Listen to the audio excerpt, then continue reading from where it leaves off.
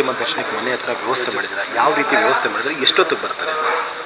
ಇವಾಗ ನಿನ್ನೆ ನಮ್ಮ ಅತ್ತೆಯವರು ಚೆನ್ನಮ್ಮನವರು, ಶ್ರೀಮತಿ ಚೆನ್ನಮ್ಮನವರು ನಿಧನ ಹೊಂದಿದರು.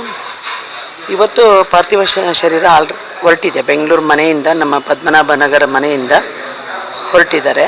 ಹಾಗಾಗಿ ಅಲ್ಲಿ ಏನೋ ಬೆಳ್ಳೂರು ಕ್ರಾಸ್ನಲ್ಲೂ ಕೂಡ, ಬೆಳ್ಳೂರಿನಲ್ಲೂ ಏರ್ಪಾಡು ಮಾಡ್ಕೊಂಡಿದ್ದಾರಂತೆ. ಅಲ್ಲೂ ಜನ ಅಲ್ಲಿ ಸೇರಿದ್ದಾರೆ. ಮತ್ತು ಅಲ್ಲೇ ಚನ್ನರಾಯಪಟ್ಟಣ, ಹಾಗೆ ಹಾಸನ ಹೋಗಿ ಇಲ್ಲಿ ಒಳಾಯನಸಿಪುರ, ಇದು ಈ ಮನೆಯಲ್ಲೇ ಅವ್ರು ಜಾಸ್ತಿ ಇಷ್ಟಪಡ್ತಿದ್ರು. ಹಾಗಾಗಿ ಇಲ್ಲೇ ಅವ್ರಿಗೆ ಎಲ್ಲ ರೀತಿಯ ಅಂತಿಮ ದರ್ಶನಕ್ಕೂ ಇಟ್ಟು, ಹಾಗೆ ಒಳ್ಳೆ ರೀತಿ ಅವ್ರನ್ನ ಕಳಿಸ್ಕೊಡ್ಬೇಕು ಅಂತ ಹೇಳಿ ನಾವೆಲ್ಲ ವ್ಯವಸ್ಥೆಗಳನ್ನ ಮನೇಲಿ ಮಾಡ್ಕೊಂಡಿದ್ದೀವಿ.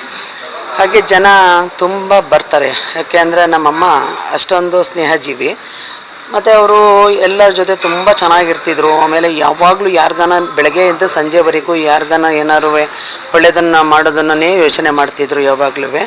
ಹಾಗಾಗಿ ಜನ ಇವಾಗಲೇ ತುಂಬ ಜನ ನಿನ್ನೆ ರಾತ್ರಿ ಕೂಡ ತಡರಾತ್ರಿವರೆಗೂ ಬೆಳಗಿನ ಜಾವದವರೆಗೂ ಕೂಡ ದರ್ಶನ ಮಾಡಿದ್ದಾರೆ ಬೆಂಗಳೂರಿನಲ್ಲಿ. ಇಲ್ಲೂ ಕೂಡ ಇವತ್ತು ಶುರುವಾದರೆ ನಾಳೆವರೆಗೂ ಕೂಡ ಅಂತಿಮ ದರ್ಶನಕ್ಕೆ ವ್ಯವಸ್ಥೆ ಮಾಡಿದ್ದೀವಿ. ಹಾಗಾಗಿ ಇಲ್ಲಿ ಏನು ಜನ ಬರಲಿಕ್ಕೆ ಹೋಗಲಿಕ್ಕೆ ಒಂದು ಬ್ಯಾರಿಕೇಡ್ ಹಾಕಿ ಎಲ್ಲ ವ್ಯವಸ್ಥೆಗಳನ್ನ ಮಾಡಬೇಕು, ಅದನ್ನು ಮಾಡ್ತಾ ಇದ್ದಾರೆ. ಹಾಗಾಗಿ ನಾವು ಅವರು ಬರೋದ್ರಲ್ಲಿ ನಾವು ನಿರೀಕ್ಷೆ ಮಾಡ್ತಾಯಿದ್ದೀನಿ. ಅವರು ನನಗೆ ಗೊತ್ತಿರೋ ಹಂಗೆ ಇಲ್ಲಿಗೆ ಬರೋದಕ್ಕೆ 6 ಗಂಟೆ ಆಗ್ಬೋದು ಅಂತ ಅಂದಾಜು, ಸಾಯಂಕಾಲ 6 ಗಂಟೆ ಆಗ್ಬೋದು ಅಂತ. ನಾಳೆ ನಾವು ನಮ್ಮದು ಏನು ಸಂಪ್ರದಾಯದ ಪ್ರಕಾರ ನಮ್ದು ಏನಿರುತ್ತೆ ಅದನ್ನು ನಾವು ಶುರು ಮಾಡ್ಕೊಳ್ಳೇಬೇಕು. ಪೂಜೆದು ಅದರದ್ದು ಸ್ನಾನ ಪೂಜೆ ಎಲ್ಲ ನಮ್ದು ಏನಿರುತ್ತೆ ಅದನ್ನು ನಾವು ಮಾಡಬೇಕು. ಹಾಗಾಗಿ ಇವತ್ತು ನಮ್ಮ ಮಾವನವರು ಇಲ್ಲಿಗೆ ಬರ್ತಿದ್ದಾರಲ್ಲ, ಅವ್ರದ್ದನ್ನು ನಾವು ಇವಾಗ ನಾಳೆ ಒಂದು 10 ಗಂಟೆ ಅಷ್ಟರೊಳಗಡೆ ನಾವು ಪಾರ್ಥಿವ ಶರೀರಕ್ಕೆ ಸ್ನಾನ ಮಾಡಿಸಿ ನಾವು ಅದನ್ನು ನಮ್ಮ ಪೂಜೆ ಏನಿದೆ ಅದು ಮಾಡ್ಕೊಂಡ್ಬಿಟ್ಟು ದರ್ಶನಕ್ಕೆ ಮತ್ತೆ ಇಟ್ಬಿಟ್ಟಿರ್ತೀವಿ. 2 ಗಂಟೆವರೆಗೆ 2 ಗಂಟೆಗೆ ಇಲ್ಲಿಂದ 12:30 1 ಗಂಟೆ ಅಂತ ಹೇಳ್ತಿದ್ದಾರೆ. ಕೊನೆಗೆ 2 ಗಂಟೆಗಾರು ಸರಿ ನಾವು ಪಾರ್ಥಿವ ಶರೀರ ಎತ್ತಲೇಬೇಕು.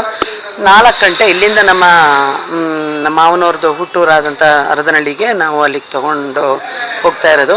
ಹಾಗಾಗಿ 4 ಗಂಟೆ ಒಳಗಡೆ ಎಲ್ಲ. ಚೆನ್ನಮ್ಮವ್ರಿಗೆ ಪ್ರಜ್ವಲ್ ಅವರು ಅಂದರೆ ತುಂಬ ಇಷ್ಟ, ಎಲ್ಲರನ್ನೂ ಇಷ್ಟ. ನಾಳೆ ಪ್ರಜ್ವಲ್ ಅವರು ಎಷ್ಟೊತ್ತಿಗೆ ಬರ್ತಿದ್ದಾರೆ ಏನು ಕತೆ ಅಂತ? ಇಲ್ಲ, ಅವ್ರನ್ನ ನಿಮ್ಮ ಮತ್ತೆ ಚೆನ್ನಮ್ಮ ಒಡನಾಟ ತುಂಬ ಹತ್ರದ ನೋಡಿದಂಥವ್ರು, ಅವರಿಗೆ ಅಡುಗೆ ಮಾಡಿ ಕೂಡ ತಾವು ಹಾಕಿಕೊಡ್ತಾ ಇದ್ರಿ. ಆ ಒಡನಾಟ ಹೇಗಿತ್ತು ಅಂದರೆ ಅಡುಗೆ ಊಟ ಎಲ್ಲರೂ ಮಾಡಿದ್ದೀವಿ, ಅದರಲ್ಲೇನಿಲ್ಲ. ಆದರೆ ಜಾಸ್ತಿ ಅವರು ಹಾಸನ ಜಿಲ್ಲೆ ಹೊಳೆನರಸೀಪುರ ತಾಲೂಕು ಕಾಂಟ್ಯಾಕ್ಟ್ ಇಟ್ಕೊಂಡಿದ್ರಲ್ಲ, ಬಂದು ಹೋಗೋದು ಮಾಡ್ತಿದ್ರು. ಆಮೇಲೆ ಏನಾದರೂ ಈ ದೇವಸ್ಥಾನಗಳಲ್ಲಿ ಪೂಜೆ ಅಂದರೆ 2 ದಿವಸ 3 ದಿವಸ ಉಳಿತಾ ಇದ್ರು. ಆಮೇಲೆ ನನಗೂ ಮದುವೆ ಆದಾಗ್ಲಿಂದನೂ ಅಟ್ಯಾಚ್ಮೆಂಟ್ ಜಾಸ್ತಿ ಬೆಳೀತು, ಒಡನಾಟ ಜಾಸ್ತಿ ಬೆಳೀತು. ನನಗೆ ಅವರೊಂದು ಈಗ ನನಗೆ ಹೆತ್ತ ತಾಯಿಗಿಂತ ಹೆಚ್ಚಾಗ್ಬಿಟ್ರು ಅವ್ರು ನನಗೆ. ಹಾಗಾಗಿ ಒಡನಾಟ ಜಾಸ್ತಿ ಇರೋದ್ರಿಂದ ಜೊತೆಯಲ್ಲಿ ಒಂದು ಮದುವೆಗೆ ಹೋಗಲಿ, ಒಂದು ದೇವಸ್ಥಾನಕ್ಕೆ ಹೋಗಲಿ, ಅಥವಾ ಯಾವುದಾದ್ರು ಒಂದು ಇದಕ್ಕೆ ಹೋಗಲಿ, ಭವಾನಿ ಜೊತೆಲಿ ಹೋಗೋಣ, ಭವಾನಿ ಜೊತೆಲಿ ಹೋಗೋಣ ಹಾಗೆಯೇ ಕರಿತಾ ಇರೋರು.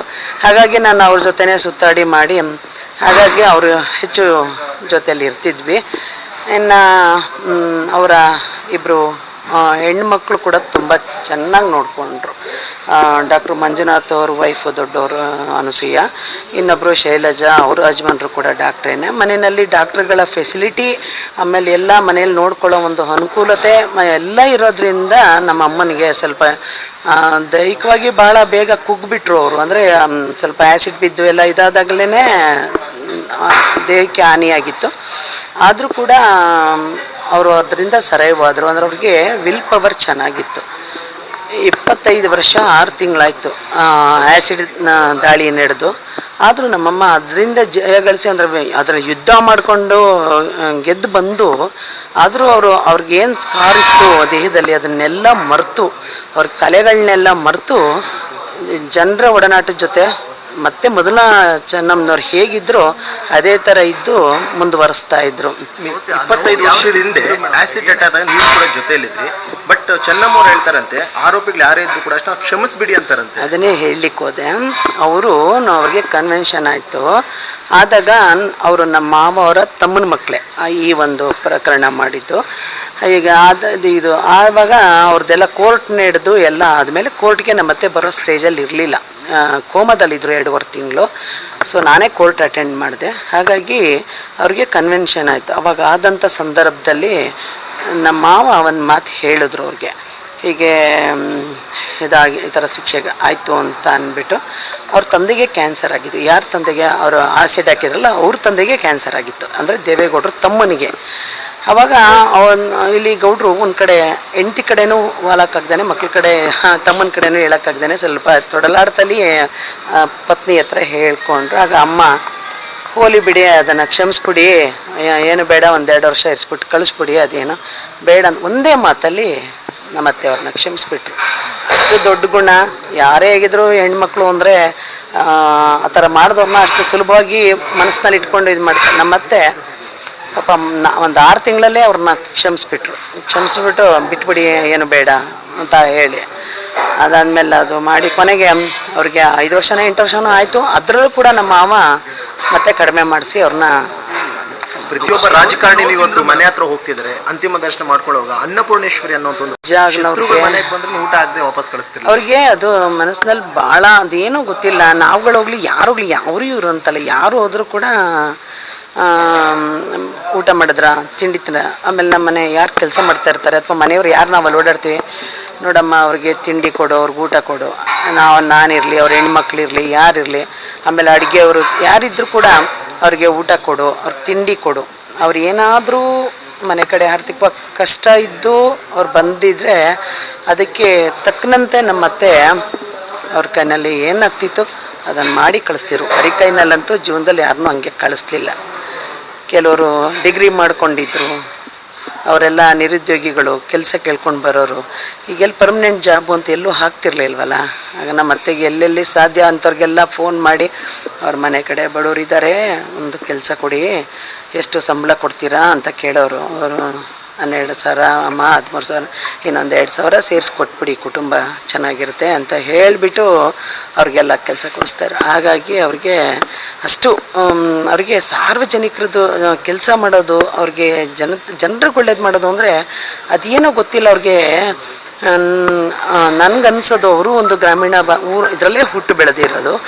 ಆ ಥರ ಸ್ವಭಾವ ಎಲ್ಲರಿಗೂ ಬರ್ಲಿಕ್ಕೆ ಸಾಧ್ಯ ಇಲ್ಲ. ಈಗ ಅವ್ರಿಗೂ ಹುಟ್ಟುತ್ತಾರೆಲ್ಲ ಇರ್ತಾರೆ, ಆದರೆ ನಮ್ಮಮ್ಮ ವಿಭಿನ್ನವಾಗಿ ಹುಟ್ಟಿದ್ರು, ವಿಭಿನ್ನವಾಗಿ ನಡ್ಕೊಂಡ್ರು. ದೇವೇಗೌಡ ರಾಜಕೀಯ ಭವಿಷ್ಯ ಆಗಿರ್ಬೋದು. ಇವತ್ತು ದೇವೇಗೌಡರು ಹಿಂಗಿದ್ದಾರೆ ಅಂತಂದ್ರೆ ಮೇನ್ ರೀಸನ್ ಬೆನ್ನೆಲುಬಾಗಿ ನಿಂತರು. ಪ್ರತಿಯೊಂದರಲ್ಲೂ ಕೂಡ ಅವರು ಅಧಿಕಾರದಲ್ಲಿ ಇದ್ದಾಗಲೂ ಕೂಡ ಅಷ್ಟೇ ಇದ್ರು, ಕುಗ್ಗಿದಾಗಲೂ ಕೂಡ ಧೈರ್ಯ ಹೇಳ್ತಿದ್ರು.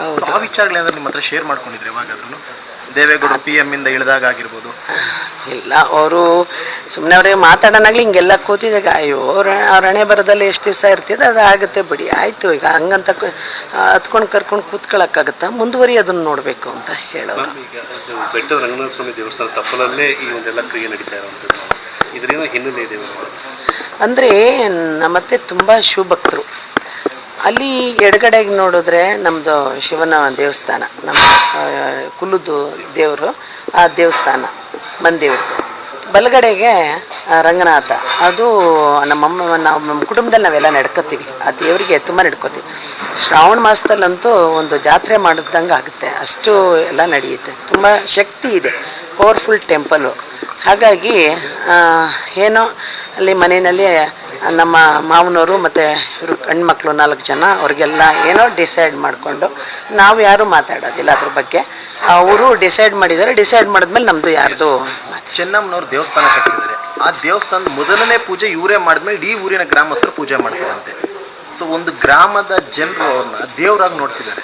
ಏನು ಹೇಳ್ತೀರಿ ಇದ್ರ ಬಗ್ಗೆ? ನಂಗೆ ಏನು ಹೇಳಿದೆ, ಚೆನ್ನಮ್ಮವರು ಒಂದು ದೇವಸ್ಥಾನ ಕಟ್ಟಿಸ್ಕೊಟ್ಟಿದ್ದಾರಲ್ಲ, ಅಲ್ಲಿ ಮೊದಲನೇ ಪೂಜೆ ಪ್ರತಿ ವರ್ಷನೂ ಚೆನ್ನಮ್ಮವರೇ ಫಸ್ಟ್ ಮಾಡಿದ್ದಾದ್ಮೇಲೆ ಇಡೀ ಊರಿನ ಜನ ಹೋಗಿ ಪೂಜೆ ಮಾಡ್ತಿದ್ರು ಹುಟ್ಟೂರಲ್ಲಿ. ಆ ಹುಟ್ಟೂರಿನಲ್ಲಿ ಅದು ಮುತ್ತಿಗೆ ಈರಳ್ಳಿ ಅಂತ ಹೇಳ್ಬಿಟ್ಟು ಅದು ವರ್ಷಕ್ಕೆ ಒಂದೇ ಸಲ ಅದನ್ನು ಚಂಡಿಕಾಂಬ ದೇವಸ್ಥಾನ ಬಾಗಿಲು ಓಪನ್ ಮಾಡೋದು. ತುಂಬ ಕಟ್ನಿಟ್ಟಲ್ಲಿ ಮಾಡ್ತಾರೆ ಅವರು. ಬಿಫೋರ್ 10 days ಎಲ್ಲ ಮಾಡಿಕೊಂಡು ಮಾಡ್ತಾರೆ. ಹಾಗಾಗಿ ಅದೇನೋ ಅವರ ಪದ್ಧತಿನಲ್ಲಿ ಒಂದು ಬಾಳೆಗೊನೆಗಳನ್ನ ಅಡೆ ಹಾಕೋದು ಅಂತ ಮಾಡ್ತಾರೆ. ಅದನ್ನು ನಾವು ಅದ್ರ ಮೇಲೆ ಅವ್ರದ್ದು ನೇಮ್ ಬರೆದ್ಬಿಟ್ಟು ಹಾಕಿರ್ತಾರೆ. ಅದು ಒಂದು 5 days ಮುಂಚೆ ಹಾಕಿರ್ತಾರೆ. ಅದವೆಲ್ಲ ಓಪನ್ ಮಾಡಿ ಏನೋ ಮಾಡ್ತಾರೆ ಅವರು. ಅದು ಅಮ್ಮ ಹೋಗೋವರಿಗೆ ಕಾಯ್ಕೊಂಡಿದ್ದು ಅಭಿಷೇಕ ಮಾಡಿ ಮಾಡ್ತಾರೆ. ಯಾವ ಥರ ನೋವು ತಿಂದ್ರು ಮೇಡಮ್? ಅಯ್ಯೋ, ನೀವು ಇದನ್ನು ಹೇಗೆ ಹೇಳೋ, ನಾವು ಹೇಗೆ ಬಣ್ಣಿಸೋಕ್ಕಾಗುತ್ತೆ? ಜೊತೆಲಿ ನಾನು ಇದ್ದೆ, ಅದನ್ನೆಲ್ಲ ಬಣ್ಣಿಸ್ಲಿಕ್ಕಾಗಲ್ಲ. ಹೇಗೆ ಅಂತ ಹೇಳಲಿಕ್ಕೆ ಆಗೋದಿಲ್ಲ. ನಮ್ಮ ಅತ್ತೆಯವ್ರನ್ನ ಜೊತೆಯಲ್ಲಿ ನಾನೇ ಕರ್ಕೊಂಡು ಹಾಸನದಲ್ಲಿ ಫಸ್ಟ್ ಏಡ್ ಮಾಡಿಸ್ಕೊಂಡು ಹೋಗ್ಬೇಕಾದ್ರೆ ಹತ್ತತ್ರ ಬೆಳ್ಳೂರು ಕ್ರಾಸ್ಗೆ ಅವ್ರು ಅನ್ಕಾನ್ಷಿಯಸ್ ಆಗಿದ್ದರು. ಹಂಗಾಗಿ ಅವ್ರ ಕಾನ್ಷಿಯನ್ಸೇ ಹುಟ್ಟೋಯ್ತು. 2 ತಿಂಗಳು ಅವರು 2.5 ತಿಂಗಳು ಕೋಮದಲ್ಲಿ. ಅದನ್ನು ಹೆಂಗೆ ನಾವು ಹೇಳೋದು, ಹೆಂಗೆ ಉರಿ ಅಂದರೆ ನೀವು ಹೆಂಗೆ ಅರ್ಥ ಮಾಡ್ಕೊಳಕ್ಕೆ ಸಾಧ್ಯ? ನಾವು ತಡೆದಿದ್ದೀವಿ ಅಷ್ಟೇ. ದೈವಶಕ್ತಿನೇ. ಮತ್ತು ಅವ್ರಿಗೆ ನಮ್ಮ ಮಾವಾರ್ದು ಎಷ್ಟು ಟೈಮ್ ಕೂತ್ಕೊಳ್ಳೋರು ಅಂದರೆ, ಅವರು ಕೋಮದಲ್ಲಿದ್ದಾಗ ಮಿನಿಮಮ್ 3-4 ಅವರ್ಸ್ ಅಮ್ಮನ ಜೊತೆ ಕೂತ್ಕೊಂಡು ಕುಟುಂಬದವರು ಎಲ್ಲ ನಿರ್ವಹಣೆ ಮಾಡಿದ್ರು.